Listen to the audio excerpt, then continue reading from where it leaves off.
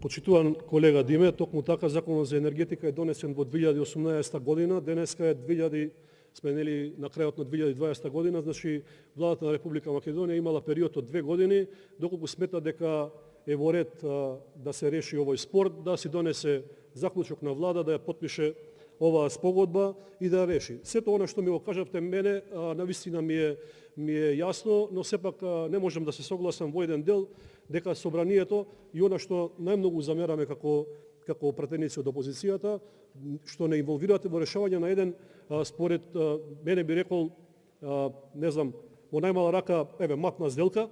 и затоа што доколку сметате дека е во ред оваа спогодба и износите кои што се наведени во таа спогодба, тогаш Зоран Заев нека го потпише тој закон, чуму сме му ние од собранието. Околу вештачењата, само председатели, завршувам, има повеќе вештачења, државата тврди дека има 54% од делот на гасоводот, така да сметам дека ние не смееме да носиме одлуки на штета на државата. Благодарам. Bedri Fazli